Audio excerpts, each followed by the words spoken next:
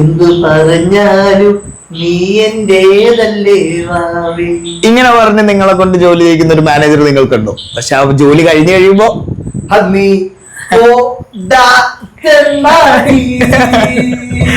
So welcome back to NSN, next episode of NSN. നമ്മൾ ഇന്ന് സംസാരിക്കാൻ പോകുന്നത് നമ്മൾ പ്രീവിയസ് എപ്പിസോഡിൽ പറഞ്ഞ പോലെ ടോക്സിക് വർക്ക് പ്ലേസിനെ പറ്റിയിട്ടാണ്.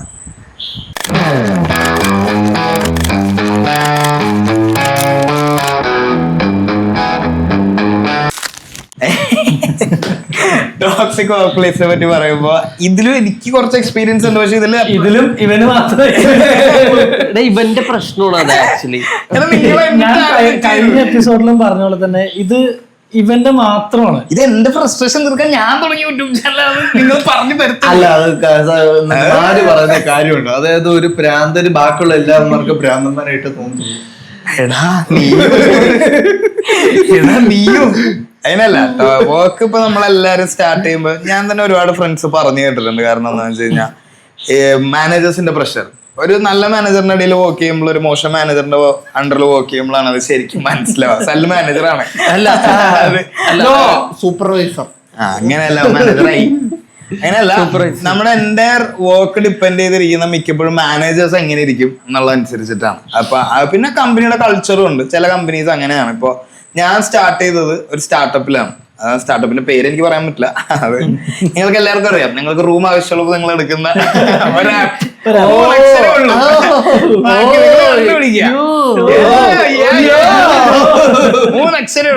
റെഡും വൈറ്റും ആണ് ബാക്ക്ഗ്രൗണ്ട്.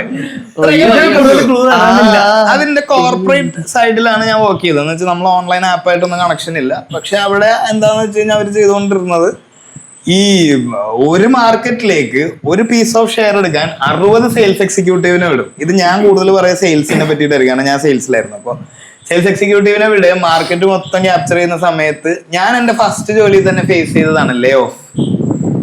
എൻ്റെ 23-24 വയസ്സിൽ ഞാൻ ഫേസ് ചെയ്തതാണ് ലേ ഓഫ്. അത് കില്ലർ പരിപാടിയായിരുന്നു. കാരണം രാവിലെ ഒരാൾ വരും, എന്നിട്ട് പറയും, ഓഫീസിലെ മൊത്തം ആൾക്കാർ ഇരിക്കുമ്പോൾ പറയും, ഇന്ന് നിങ്ങൾക്ക് നമുക്കൊരു വളരെ സ്പെഷ്യൽ ഡേ ആണ്, അതുകൊണ്ട് ഒരു മെയില് വരും, ആ മെയില് വരുന്ന ആൾക്കാർക്ക് എല്ലാം ഇവിടെ ഇരിക്കാം, ഇല്ലാത്തവർക്ക് പോവാം. ഇതിങ്ങനെ പറഞ്ഞു തീരില്ല. ഞാൻ കണ്ടുകൊണ്ടിരിക്കുകയാണ്. ആ ഓഫീസിൽ നിറച്ച ആൾക്കാർ ഇങ്ങനെ ഇരുന്നിട്ട് ടപ്പ് ടപ്പ് ടപ്പ് ടപ്പ് ടപ്പ് എന്ന് പറഞ്ഞ ആൾക്കാർ തലയിറങ്ങി വീഴുക. ഇത് ഭയങ്കര പരിപാടിയല്ലേ. മെഡിക്കൽ ടീം ഉണ്ടാവും. എന്നിട്ട് നമ്മളെ 1-on-1 ഇരുത്തിയിട്ട് പറയും നിങ്ങളുടെ സർവീസിന് വളരെ നല്ല. പക്ഷെ ആ കമ്പനി നല്ലൊരു കാര്യം ചെയ്ത് അന്ന് ലേ ഓഫ് ചെയ്ത് വിടുമ്പോൾ നമുക്ക് 3 മാസത്തെ സാലറിയും എല്ലാം തന്നു. പക്ഷെ രണ്ടും ഉണ്ട്. കണ്ട, നെഗറ്റീവ് ഉണ്ട്, പോസിറ്റീവ് ഉണ്ട്.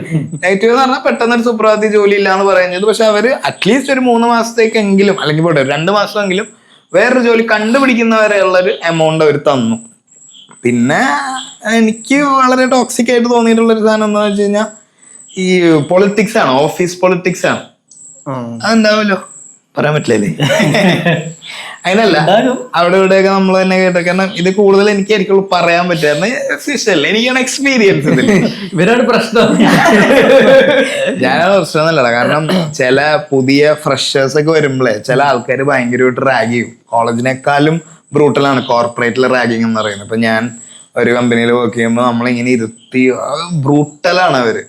പിന്നെ അതൊക്കെ ഒരു ഫണ്ണിന് എടുക്കാം. പക്ഷെ ചിലരെയൊക്കെ ഭയങ്കരമായിട്ട് എഫക്ട് ഉണ്ട്. കാരണം നമ്മൾ ഈ സ്കൂളിൽ നിന്ന് കോളേജ് തുടങ്ങി തൊലിക്കെട്ടി കൂടി വരുന്നതുകൊണ്ട് നമ്മളൊക്കെ കീറില്ല, നമ്മളത് ഇഗ്നോർ ചെയ്ത് വിടും. പക്ഷെ ചിലരൊക്കെ ഭയങ്കരമായിട്ട് താഴെ പോകുന്ന ഞാൻ കണ്ടിട്ടുണ്ട്. ചില കമ്പനീസ് മര്യാദക്ക് ട്രെയിനിങ് കൊടുക്കില്ല, അങ്ങനെയൊക്കെ ഉണ്ട്. പക്ഷെ ഇപ്പൊ എനിക്കറിയാം സലിലിനെയൊക്കെ കമ്പനി ആണെങ്കിൽ വളരെ നന്നായിട്ട് എംപ്ലോയീസിനെ ടേക്ക് കെയർ ചെയ്യുന്ന. അവിടെ പ്രശ്നങ്ങൾ ഉണ്ടാവാം, ഇല്ലാന്ന് ഞാൻ പറയുന്നില്ല. പക്ഷെ എന്നാലും സലിലിന്റെ എക്സ്പീരിയൻസ് സല്ല് പറയും. സ്റ്റാർട്ട് ചെയ്തത് എങ്ങനെയാണ്? ഞാൻ ആക്ച്വലി ഇപ്പൊ വർക്ക് ചെയ്യുന്ന ഒരു ഓഡിറ്റിംഗ് കമ്പനിയിലാണ്. അതിന് മുമ്പ് ഞാനൊരു മ്യൂച്വൽ ഫണ്ടിന്റെ ഒരു കമ്പനിയുടെ ഇതായിരുന്നു. അവിടെ ഇപ്പൊ ഞാൻ ഇവിടെ ഒരു 4 വർഷത്തോളം കഴിഞ്ഞ് ഇവിടെ ഈ ഓഡിറ്റിംഗ് കമ്പനിയിൽ നിൽക്കും. അപ്പൊ തന്നെ നിങ്ങൾക്ക് അറിയാം അവിടുത്തെ അറ്റ്മോസ്ഫിയറും ഞാൻ റിപ്പോർട്ട് ചെയ്യുന്ന മാനേജറും മാനേജ്മെന്റും ഭയങ്കര സപ്പോർട്ടീവ് ആയതുകൊണ്ടാണ് എനിക്കിപ്പോ അങ്ങനെ പിടിച്ചെടുക്കാൻ പറ്റുന്നത്. ഇപ്പൊ ഒന്നല്ലെങ്കിൽ ഈ പറഞ്ഞ പോലെ മാനേജ്മെന്റിന്റെ സപ്പോർട്ടൊന്നും ഇല്ലെങ്കിൽ നമുക്ക് ഒരിക്കലും പിടിച്ചു നിൽക്കാൻ പറ്റില്ല. കാരണം നമ്മളെത്ര ഭയങ്കര സ്ട്രെസ് വരും. വർക്കിൽ എന്തായാലും സ്ട്രെസ് വരും. സ്ട്രെസ് ഇല്ലാത്ത ജോലി ഇല്ലല്ലോ. അപ്പോൾ ആക്ച്വലി അങ്ങനത്തെ സ്ട്രെസ് വന്നാലും നമ്മളെ സപ്പോർട്ട് ചെയ്യുന്ന ഒരു മാനേജ്മെന്റ് ഉണ്ടെങ്കിൽ നമുക്ക് അവിടെ നിൽക്കുന്നതിന് കുഴപ്പമില്ല. എനിക്ക് ആ ഓഫീസ് അറ്റ്മോസ്ഫിയർ ഭയങ്കര ഇഷ്ടമാണ്. അതുകൊണ്ടാണ് എനിക്ക് വേറൊരു സ്ഥലത്ത് പോകാൻ പോലും മടി. പിന്നെ ഞാൻ കയറിയത് ഭയങ്കര റൂട്ട് ലെവലിൽ നിന്ന്. അപ്പൊ ആ റൂട്ട് ലെവലിൽ നിന്ന് ഞാൻ ഈ അടുത്താണ് സൂപ്പർവൈസിങ് റോളിലോട്ട് എത്തിയത്. അപ്പൊ അതുവരെ എത്തിയെങ്കിൽ ഞാൻ ഹാപ്പിയാണ്. എനിക്ക് ട്രെയിനിങ് അല്ലെങ്കിൽ എന്നെ ടേക്ക് കെയർ ചെയ്ത് എവിടെ ഇമ്പ്രൂവ്മെന്റ് വരേണ്ടത് ഓരോ പോയിന്റിലും ഫിനാൻഷ്യലി ആണെങ്കിലും ഇമോഷണലി ആണെങ്കിലും സ്റ്റേബിൾ ആക്കുന്നുണ്ട്. പിന്നെ ഈ പറഞ്ഞ പോലെ മാനേജർ എന്ന് പറഞ്ഞിട്ട് ഞാൻ വിളിക്കുന്ന ചേച്ചി എന്നാണ്. അവിടെ ഉള്ളവരൊക്കെ അങ്ങനെ വിളിക്കുന്നത്. ഇപ്പൊ എന്നെ സാറ് അല്ലെങ്കിൽ അങ്ങനെ വിളിക്കണം എന്നുള്ള ആ പൊസിഷന് ആ റെസ്പെക്ട് കൊടുക്കുന്നുണ്ടെങ്കിൽ പോലും ഞാനൊക്കെ ഭയങ്കര കുറച്ചും കൂടി കമ്പനിയാണ്. വർക്കിന്റെ കാര്യം വരുമ്പോൾ ആ ഒരു മോഡുണ്ട് എങ്കിൽ പോലും നമ്മൾ കുറച്ചും കൂടി ഫ്രണ്ട്ലി ആണ്. ഈ പിള്ളേർക്കും എന്താണ് നമ്മുടെ അടുത്ത് സംശയം ചോദിക്കാൻ അല്ലെങ്കിൽ ഡൗട്ട് ചോദിക്കാനൊന്നും പ്രശ്നം ഉണ്ടാവില്ല. അപ്പൊ അങ്ങനെ വരുമ്പോൾ ഒരു ബ്രദർ സിസ്റ്റർ ഒരു റിലേഷൻഷിപ്പ് അവിടെ ഫോം ചെയ്യുന്നുണ്ട് ഇൻഡയറക്ട്ലി. അപ്പൊ അങ്ങനെ അതൊരു ആ രീതിയിൽ പോകുമ്പോൾ ഇപ്പൊ ഇവർക്കാണെങ്കിൽ പോലും ഒരു പേഴ്സണൽ ഇതുണ്ടെങ്കിൽ നമുക്ക് നമ്മുടെ അടുത്ത് വന്നിട്ട് സംസാരിക്കും. ഓഫ് ടോപ്പിക് ആണെങ്കിൽ പോലും സംസാരിക്കും. പിന്നെ എന്താ വെച്ച് കഴിഞ്ഞാൽ ജെൻഡർ വൈസ് ഉള്ള ഒരുപാട് സാധനം ഞാൻ കണ്ടിട്ടുണ്ട്. കാരണം സെയിൽസിൽ വർക്ക് ചെയ്യുമ്പോൾ ഫീമെയിൽസ് ഉണ്ടാവും, മെയിൽസ് ഉണ്ടാവും. പക്ഷെ എന്താ പറയുക, എന്ത് ജോലിയാണെങ്കിൽ പ്യുവർലി ടാലന്റും പാഷനും ഹാർഡ് വർക്കും ആണ്. ഈ 3 കാര്യങ്ങളേ ഉള്ളൂ. ഈ എന്റെ കലീഗ്സ് ആയിട്ട് ഉണ്ടായിരുന്ന ഫീമെയിൽസ് അവര് ഇപ്പൊ ഞങ്ങള് ആ കമ്പനിയിൽ വർക്ക് ചെയ്യുമ്പോൾ അവര് സെയിൽ കൊണ്ടുവരുന്ന ഒരു മെത്തേഡ് ഉണ്ട്. ഇപ്പൊ എന്റെ പ്രീവിയസ് കലീഗ് അക്സ, അവരുടെ പേര് പറയാം, അതുകൊണ്ട് കുഴപ്പമില്ല. പുള്ളിക്കാരുടെ ഒരു way of approach of sales ഞാൻ ഭയങ്കരമായിട്ട് അഡ്മയർ ചെയ്യും. ഭയങ്കരമായിട്ട് അഡ്മയർ ചെയ്യും. പുള്ളിക്കാരിയുടെ ഒരു സെയിൽസ് അപ്രോച്ച് ഭയങ്കര അടിപൊളിയാണ്. എന്ന് വെച്ചാൽ നമുക്ക് ഒരുപാട് പഠിക്കാനുണ്ടാവും. അപ്പൊ ഞാനത് അങ്ങനെ അക്ഷയുടെ അടുത്തുനിന്ന് ഒരുപാട് പഠിക്കുകയും അങ്ങനെ ഇമ്പ്രൂവ് ചെയ്യുകയും ചെയ്തിട്ടുണ്ട്. മെത്തേഡ് ഓഫ് അപ്രോച്ച് കുറെ കാര്യങ്ങൾ. പക്ഷെ അക്ഷയൊക്കെ ഷെയർ ചെയ്തിട്ടുള്ള ഒരു എക്സ്പീരിയൻസ് എന്താന്ന് വെച്ചാല്, ഇപ്പൊ എംപിള്ളേർ സെയിൽസിലേക്ക് വരുമ്പോ ഈ പണ്ടത്തെ അമ്മാവന്മാരുടെ ക്രിമിനേഡി ഉള്ള കുറച്ച് ആൾക്കാരുണ്ട്. അത് നമ്മുടെ കമ്പനിയല്ല, നമ്മൾ വർക്ക് ചെയ്തപ്പോഴല്ല, അക്ഷയുടെ വേറൊരു അക്ഷ പണ്ടെപ്പോഴോ വർക്ക് ചെയ്തപ്പോഴുള്ള ലിറ്ററലി ഇൻ എ ക്രൗഡ് അല്ലെങ്കിൽ ഒരു ഹാളിൽ വെച്ച് പറഞ്ഞിട്ടുണ്ട് എന്നാ പറയാ, പെണ്ണായതുകൊണ്ട് എളുപ്പമാണെന്നുള്ള രീതിയിൽ. അപ്പൊ അത് അക്ഷയ്ക്ക് മാത്രല്ല, എന്റെ കൂടെ ഫസ്റ്റ് കമ്പനിയിൽ വർക്ക് ചെയ്ത എന്റെ വേറൊരു ഫ്രണ്ട് ഉണ്ട്, പ്രിയങ്ക എന്ന് പറഞ്ഞിട്ട്. അവളൊരു ഭയങ്കര അടിപൊളി സെയിൽ കൊണ്ടുവന്നു. അത് വേറൊരു ആരും കൊണ്ടുവരാതെ കേരളത്തിൽ ഇരുന്ന് ട്രാക്ക് ചെയ്ത് ജയ്പൂരിൽ നിന്ന് കൊണ്ടുവന്നാ. ലിറ്ററലി ഒരു ഊള പറഞ്ഞിട്ടുണ്ട്, അത് പെൺപിള്ളേർക്ക് എല്ലാം എളുപ്പമല്ലേ. ഒന്നുമല്ല, അങ്ങനെ പറയുമ്പോ അതെനിക്ക് പണ്ടേ ഇറിറ്റേഷനാ. കാരണം ജെൻഡർ വൈസ് അല്ല. ഇപ്പൊ ഞാൻ ഇതിന്റെ മുന്നിൽ ഇരുന്ന് ഭയങ്കര പൊളിറ്റി അങ്ങനെ പറയല്ല. പക്ഷെ ജെൻഡർ വൈസ് കമ്പയർ ചെയ്യും. അത് പെൺപിള്ളേർക്ക് പറ്റില്ല, അത് ഇവരെ ഏൽപ്പിച്ചാൽ മതി, അങ്ങനെയൊന്നുമില്ല. എല്ലാവർക്കും പറ്റും. ഇപ്പൊ സെയിൽസ് പറ്റാത്ത എത്ര ആൺപിള്ളേരുണ്ട്, വളരെ നന്നായിട്ട് ചെയ്യുന്ന പെൺകുട്ടികളും ഉണ്ട്. പക്ഷെ ഈ ജെൻഡർ ബേസ്ഡ് ഇക്വാലിറ്റിയുടെ കുറെ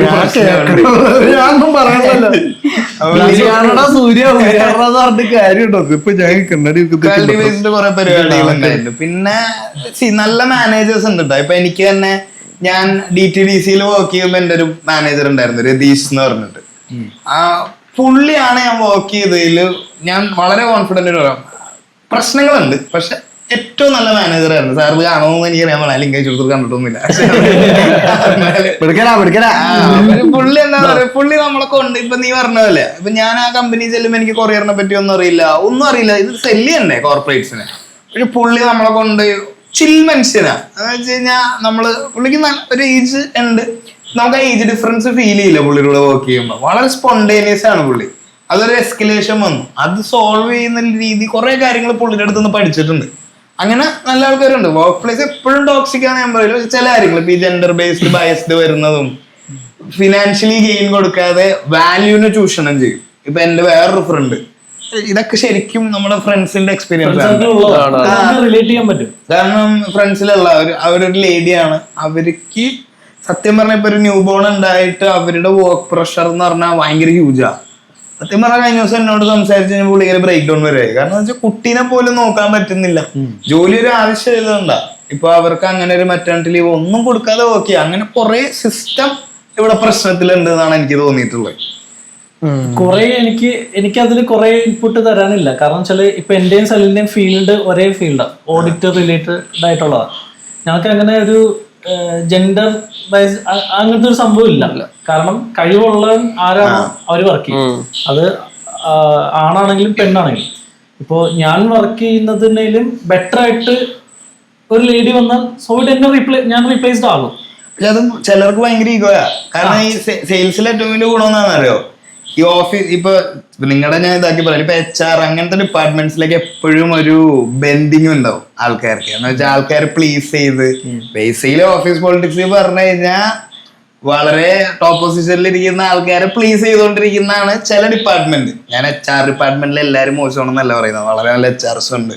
അപ്പൊ ചില HR ഡിപ്പാർട്ട്മെന്റിലുള്ള ആൾക്കാർ ഇങ്ങനെ മാനേജ്മെന്റ് ലെവലിലുള്ള ആൾക്കാരെ മാത്രം പ്ലീസ് ചെയ്തിരിക്കുന്ന ആൾക്കാരുണ്ട്. പക്ഷെ സെയിൽസിലേക്ക് വരുമ്പോൾ ഗുണമെന്നാ പറയുക, നമുക്ക് അങ്ങനെ ആരെയും പ്ലീസ് ചെയ്യേണ്ട ആവശ്യമില്ല. നമ്മൾ വർക്ക് ചെയ്യുന്നുണ്ടോ, നമ്മുടെ നമ്പർ സംസാരിക്കും നമുക്ക് വേണ്ടിയിട്ട്. അപ്പൊ അങ്ങനെ ഉള്ളൊരു ഇതാണ്. ഞാൻ സെയിൽസ് ബാക്ക്ഗ്രൗണ്ട് ആയതുകൊണ്ട് ഇടയ്ക്ക് സെയിൽസിലേക്ക് പുഷ് ചെയ്യുന്നത്. പക്ഷെ സെയിൽസിനൊരു ഗുണം അതാ, ഈ ജെൻഡർ ഇക്വാലിറ്റി ഒരുപാട് സ്ഥലത്ത് അവിടെ മാറുന്ന ഞാൻ കണ്ടിട്ടുണ്ട്. പിന്നെ ഇതാണ് കുറച്ചുകൂടെയൊക്കെ ഹൈബ്രിഡ് മോഡലിൽ ഇപ്പൊ കൊറോണ വന്നപ്പോ ഒക്കെ കൊടുത്തിട്ടുണ്ട്. പക്ഷെ ഇപ്പൊ ഓഫീസിലേക്ക് ഡ്രാഗ് ചെയ്ത് ഒരുപാട് പേർക്ക് പേഴ്സണൽ ലൈഫില്ല. അതുകൊണ്ടാണ് നമ്മുടെ ഇവിടെ തന്നെ ഒരു MNC-ൽ ഒരു കുട്ടി സൂയിസൈഡ് ചെയ്തത് ഭയങ്കര ഇഷ്യൂ ആയി പോയതാ. നിങ്ങളുടെ തന്നെ ഫീൽഡാ, ഓഡിറ്റിംഗിന്റെ ഫീൽഡിലാ. കഴിഞ്ഞ വർഷത്തെ എന്താ സർവേയില് 3rd country toxic work culture ഉള്ളതില്. അത് ചിലപ്പോ കറക്റ്റ് ആയിരിക്കും. കാനഡയിൽ എങ്ങനെയുണ്ട് ടോക്സിക്? ഇത് അനുഭവിച്ചിട്ടുണ്ടോന്ന് ചോദിച്ചാൽ ഉണ്ട്. ഞാൻ ഫസ്റ്റ് ആയിട്ട് വർക്ക് ചെയ്തത് ഒരു ഡിഷ് വാഷർ ആയിട്ടാണ്. അപ്പൊ ഒരു ചൈനീസ്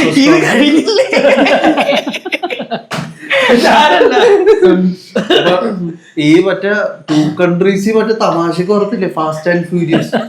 അത് നിസ്സാര കാര്യമില്ല, അത് അതിനേക്കാളും എക്സ്ട്രീം ആയിട്ട് അനുഭവിച്ചിട്ടുണ്ട്. കാരണം ഞങ്ങൾക്ക് എന്താ വെച്ചാൽ ഞങ്ങള് അനുഭവിച്ചിട്ടുള്ള ചില എക്സ്ട്രീം എന്ന് പറഞ്ഞാൽ ഞങ്ങളെ കാണുന്നത് മറ്റേ ഞാൻ വർക്ക് ചെയ്ത ചൈനീസ് റെസ്റ്റോറൻറ്റ് ഞങ്ങളെ കാണുന്നത് മറ്റേ നിലവാരം എന്ന് പറഞ്ഞാൽ ഇന്ത്യൻസ്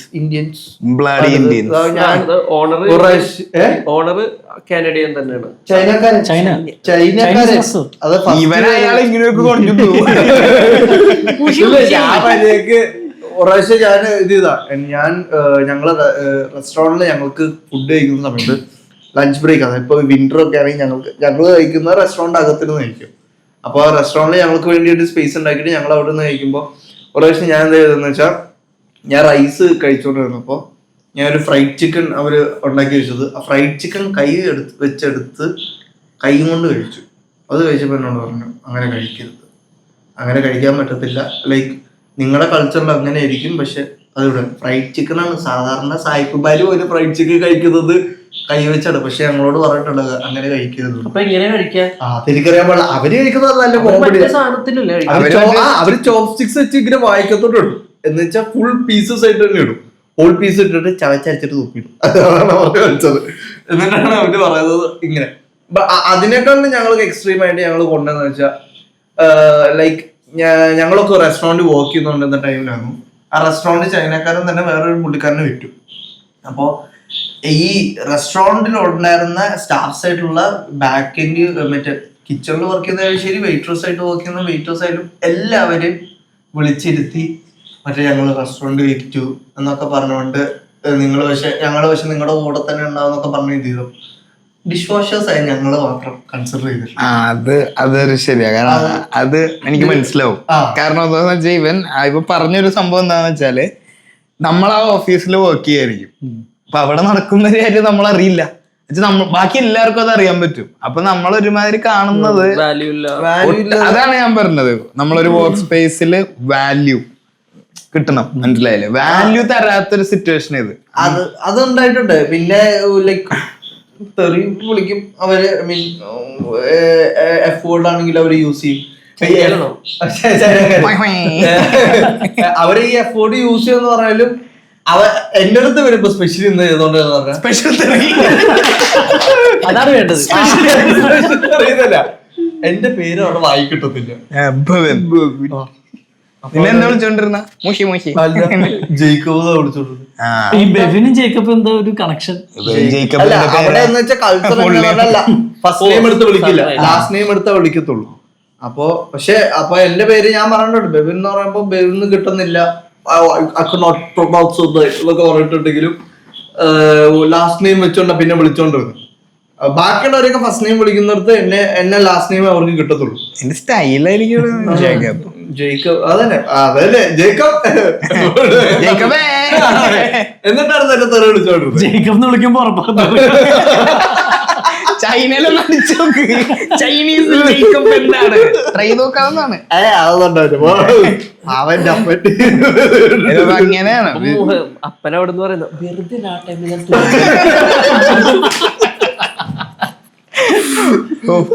ഞാൻ ഞാനൊരു ഇട്ടുകൊടുത്ത ദൃശ്യം മോഡലും ഇതാണ്. പക്ഷെ ലൈക്ക് അത് കഴിഞ്ഞിട്ട് ഞാൻ വർക്ക് ചെയ്തെന്ന് പറഞ്ഞ ഒരു ഫാക്ടറിയിലായിരുന്നു, ഒരു കാർ ഫാക്ടറി ആയിരുന്നു, ഡോഡ്ജ്.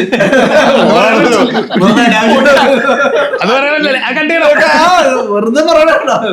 അപ്പൊ അതൊരു കാർ മാനുഫാക്ചറിങ് ഇതായിരുന്നു. എന്റെ ടീം ലീഡർ ആയിട്ടുണ്ടായിരുന്ന ഒരു പുള്ളിക്കാരത്തിയായിരുന്നു. പുള്ളിക്കാരത്തി ഭയങ്കര ഫ്രണ്ട്ലി ആയിരുന്നു എന്റെ അടുത്ത്. ഭയങ്കര ഫ്രണ്ട്ലി എന്ന് പറഞ്ഞാൽ ഇവർക്ക് അത് ചെയ്യാൻ പറ്റൂ, അപ്പൊ ഭയങ്കര പാടാന്ന് പറയാം. പട്ടത്തിലേക്ക് വേണ്ട, നീ വേറെ പണി ചെയ്തോ കുഴപ്പമില്ല, അത്ര ഇത് വേണമെങ്കിൽ ചെയ്താൽ മതി, വേണ്ടെങ്കിൽ വേണ്ട, ആ ലെവല് ഇത് അവിടുത്തെ ചെയ്തില്ല. അല്ല ഞാൻ പിന്നെ പുള്ളിക്കാരത്തിനെ പെറ്റായിരുന്നു, വേറെ പുള്ളിക്കാരത്തി അവിടുത്തെ കനേഡിയനായിരുന്നു. പണിയൊന്നുമില്ല പറഞ്ഞിരുന്നോളാൻ പറഞ്ഞപ്പോഴേ ഇവനൊന്ന് വിസക്ക് വേണ്ടി ട്രൈ ശരി. അതെ ഇതിങ്ങനെ ഇടക്കിടക്ക് കെട്ടിക്കെട്ടി പറയണ്ട. മതിയതാ അങ്ങനെ പല എന്ത് ചെയ്യും? ഇനി അവന് മതിയല്ലോ. അത് കഴിഞ്ഞിട്ട് ഞാൻ വർക്ക് ചെയ്തത് ഒരു കാർ വാഷ് കമ്പനി വർക്ക് ചെയ്തു. നിന്റെ ഒരു നല്ല എക്സ്പീരിയൻസ് ഇല്ലേ? ഇവന് വളരെ ടോക്സിക് ഒരു മാനേജർ ഉണ്ടായിരുന്നു. പക്ഷെ ഇവൻ കാനഡയിൽ നിന്ന് ഇങ്ങോട്ട് പോരുന്നതിന് മുന്നേ അല്ലേ? അതെ അതെ. അത് അല്ല, പുള്ളി ടോക്സിക് എന്ന് ഞാൻ ഇത് ചെയ്യത്തില്ല. ലൈക്ക് പുള്ളിക്കാരന്റെ ഒരു നേച്ചറാണ്. പക്ഷെ ആ ഒരു പുള്ളിക്കാരൻ സ്നേഹമാണെന്ന് വെച്ചാൽ പുള്ളിക്ക് സ്നേഹമുണ്ട്, പക്ഷെ പെരുമാറാൻ അറിയത്തില്ല എന്നുള്ള രീതിയിലാണ്. പക്ഷെ പുള്ളി എന്നെ ഭയങ്കരമായിട്ട് ഇത് എന്ന് പറഞ്ഞാൽ ഞങ്ങൾ തമ്മിൽ ഇങ്ങനെ പലതവണ ക്ലാഷ് വന്നിട്ട് വാക്ക് തർക്കം വന്നിട്ടുണ്ട്, ഇത് ചെയ്തിട്ടുണ്ടെങ്കിലും. പക്ഷെ പുള്ളിയുടെ പേര് ജേക്കബ് ജേക്കബേട്ടാ വിളിക്കുന്നത്. ജേക്കബേട്ടാ. അപ്പൊ മലയാളി. പക്ഷെ എന്നുവെച്ചാൽ പുള്ളിക്കാരൻ വർക്ക് ചെയ്യുന്ന ടൈമിലാണെങ്കിലും പുള്ളി ഇടമോനെന്നൊക്കെ വിളിച്ച് ഇത് ചെയ്യും. അപ്പൊ പെട്ടെന്ന് ഇടയ്ക്ക് സ്ലോ ഒക്കെ ആവുകയാണെങ്കിൽ പുള്ളി വഴക്ക് പറയും. സ്ലോ ആവുമെന്ന് കണ്ടാൽ വഴക്ക് പറയും. പക്ഷെ പുള്ളി എന്താ വെച്ചാൽ ഞാൻ കുറച്ചാൾ ഇങ്ങോട്ട് വരുന്നതന്നെ 1-2 ദിവസം മുന്നെയാണ് പുള്ളിക്കാരെ വന്ന് വീട്ടിൽ വന്നിട്ട് പഠിക്കണവരെ എല്ലാം ശരിയാവടാന്നൊക്കെ പറഞ്ഞ് ചെയ്ത് കഴിഞ്ഞിട്ട് പുള്ളിക്കാരൻ ഒരു $1000 എൻ്റെ വെച്ചു. $10,000 അല്ലേ? അല്ല $1000.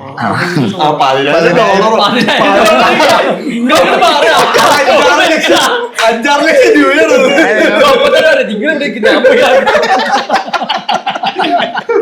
$1,000 ഒരു $1,000 ഇന്ന് $10,000 വില ഉണ്ടായിട്ടുണ്ടാവും. ഇല്ല.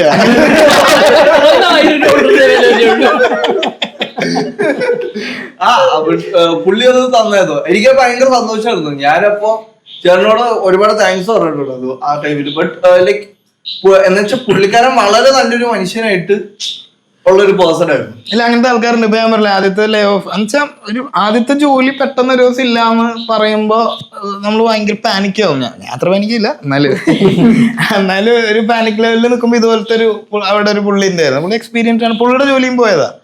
പുള്ളി അന്ന് ഞങ്ങൾ താഴെ ഇരുന്ന് ചായ പിടിച്ചുകൊണ്ടിരുന്നപ്പോ പുള്ളി പറഞ്ഞ വലിയ വിഷയമുള്ള കാര്യമല്ല, ദിസ് ഇസ് ഇറ്റ്. പുള്ളി അങ്ങനെ വളരെ സിമ്പിൾ ആയിട്ട് this is it, go find other job. പുള്ളിയാണ് എന്നോട് പറഞ്ഞത്, always love your job, never love your company.